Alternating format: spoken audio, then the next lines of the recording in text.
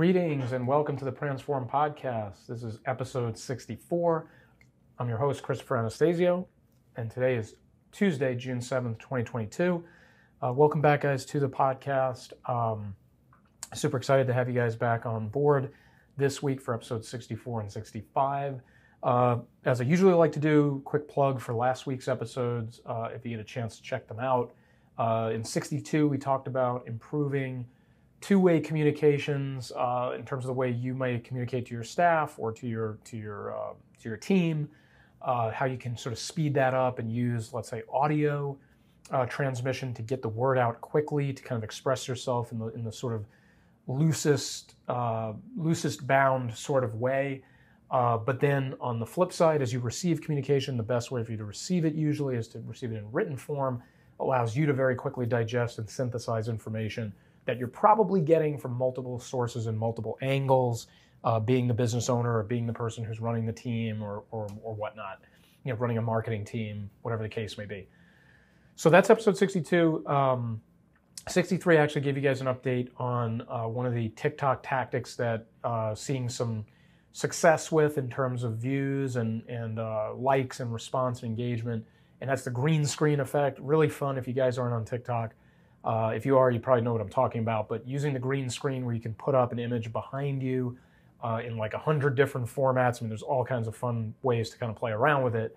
But the general notion that you can integrate some existing piece of content or image or video clip to sort of react to or build off of or pivot off of, it really makes content production on TikTok a lot of fun and very easy to do. So check that video out, check that podcast out when you get a chance. That was episode 63, came out at the end of last week. So today, guys, I want to talk to you about a common tactic in email marketing, or that leads to email marketing, but just in general, I think builds goodwill and sort of starts off your relationship with a prospect from a digital perspective in a really positive way. So basically, just going back a little bit, guys, I think it was episodes 31, 32, and 33, where we did the know, like, and trust series, right? That's where, episode 31, we talked about they got to get to know you. Episode 32, they got to like you. Episode 33, then they trust you, right? Just sort of working you through and walking through that sequence. This kind of goes in line with that a little bit, I think. When you are out there in the vast galaxy of the internet, right? And you're looking for ways to provide value and you're looking for ways to build a relationship with the people who are coming across your, let's say, website or your social media account. Giving something away for free that really has some value to it, okay? Doesn't necessarily give away the farm, doesn't give away every secret you've got, doesn't put yourself out of business, but it's a sort of usually a beginning piece of information or a beginning guide or manual or step-by-step process that at least kind of produces a warm, fuzzy reaction in the person who comes across it and downloads it from whatever location they download from. Usually, this is a tactic on a website. You drive traffic to a website, there's a free giveaway, free PDF, it's downloaded, they need to exchange their email address in order to get the information, and now you've sort of added them to this traffic you own bucket, right? You get the organic traffic, you get the paid traffic, but the traffic you own is your email list, right? Nobody can really take that away from you. I mean, obviously people can unsubscribe from it. People can walk away from it if they want to, but no platform can deny you your email list. Like Facebook can change its ad policy, like Google can change its ad policy, right? And things of that nature, or they can lower your organic reach or whatever. So we've talked on many occasions in other episodes about how building an email list, growing an email marketing basis is a huge deal. It's a huge part of your ability to market yourself, nurture prospects, and move them through a sales funnel essentially to the point of conversion. So getting them into the top of that sequence with a giveaway, this is a common tactic. This is something that I think if you guys aren't doing it right now, you've got to look closely at this and consider it. And let me just give you some examples of what I'm talking about. If you're like, hey, Chris, I'm really not clear what to give away. What can I give away? Well, I have to admit, on a service business, it might be a little bit easier because you can talk about the service. You can talk about, you can take what you would do for somebody from a service perspective, and you can distill a portion of it, you can compress it, you can illuminate it further, you can do lots of different things with it in a giveaway. When you're selling a product, a physical, tangible product, you have to look for ways to be a little bit more creative, I think, with like, let's say a guide that pairs with one of your products. Something like, let's say you're selling food processors, okay? And you have like my top 5 Italian food recipes, or something like that. That may make sense because in order to get them to buy the food processor, let's say you're going to chop tomatoes with it or make gravy, whatever, you've given them an impetus to look closer at your product because you've provided them this free set of recipes, and now they're like, hey, I might as well buy this food processor and get to work on making these recipes, or whatever, But so I think it can be a little tiny bit easier on the service side of the business to do what I'm talking about, but it's definitely doable from a product perspective. You should sort of engage your critical thinking and your creative thought process to do that and find a way to do that. But I think here's the thing, guys. The real crux of what I'm saying is this is a very simple concept. I don't think it's hard for you guys to understand what I'm saying tactic-wise. But what might be the issue is getting over the hump of why should I do it? Like, what makes me any different from anybody else? Why does my guide on how to fill out a Form 1040 tax form, why is that any better than anybody else's, right? They can just go get the information somewhere else or whatnot. So 2 things about that, guys. Number 1, you're saving time, okay? When you consolidate information for somebody, right, that's available for free on the internet, you have saved them time. You've essentially done the front-end research for them, number 1. And number 2, you are an authority on the subject. So look, if I go and I research how to fill out a 1040, and I find a bunch of information on the internet, and maybe some of it conflicts, maybe some of it doesn't make total sense to me, I'm not a tax professional who can cut through that noise and say, no, this site is correct, this site is wrong, I need to do this, I don't need to do that. I may be kind of lost a little bit there with all the information available. I may not be able to resolve a conflict between 2 pieces of information. I'm not a professional. I mean, yes, I can search the internet. Yes, I can go on Google. Yes, I can find things out for myself.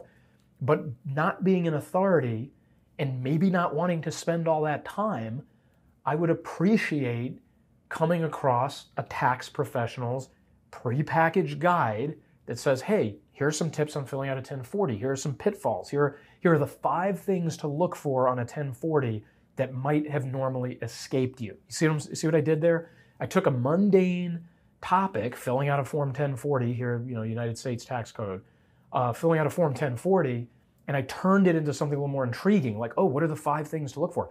I kind of know how to fill out a 1040. I maybe filled one out before, but I don't know what these 5 things are. I don't know what to really look out for that a tax professional would look out for, okay? So saving time and sort of putting maybe like a little bit of a unique spin on it then sort of invalidates this argument that, oh, I could just go find out what I need to on the internet.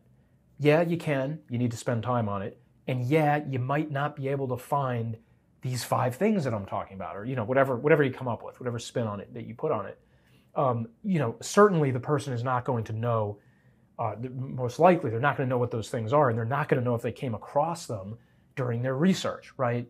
So there's a lot of value to saving time and accelerating them to an outcome that they're seeking, a successful completion of a Form 1040, right? In this example.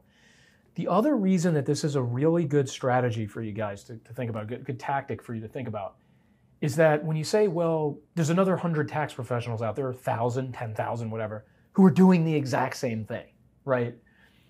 Well, think of it this way, guys. Yeah, that probably is the case. There's probably lots of tax professionals out there giving away lots of free guides. But here's the rub. The internet is an infinitely sized space.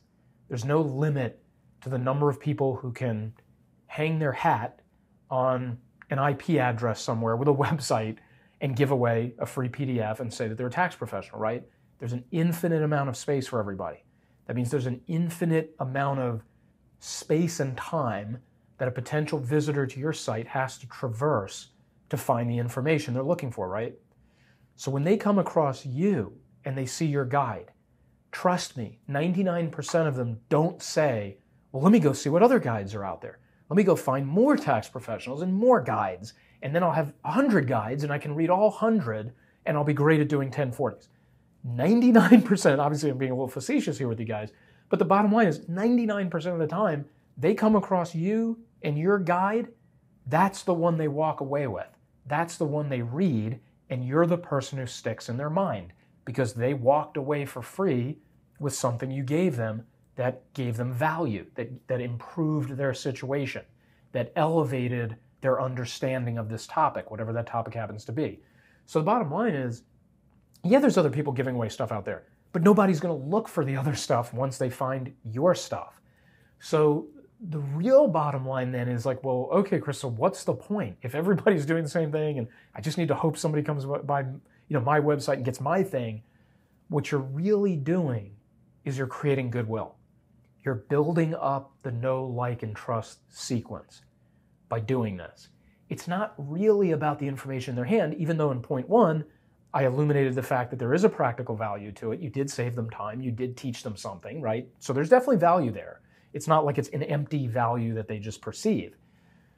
But what you're really going for, the real reason you do this, is to build up the know, like, trust sequence and to get them to start gravitating closer to you.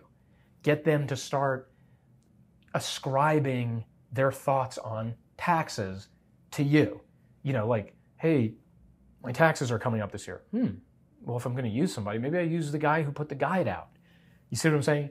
You start to build a connection in their synapses in their brain between that topic, that service, that product, and you.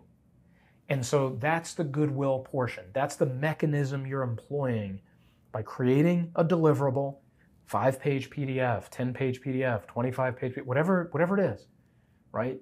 Slide deck with lots of, nuggets about whatever the thing is you're teaching them about.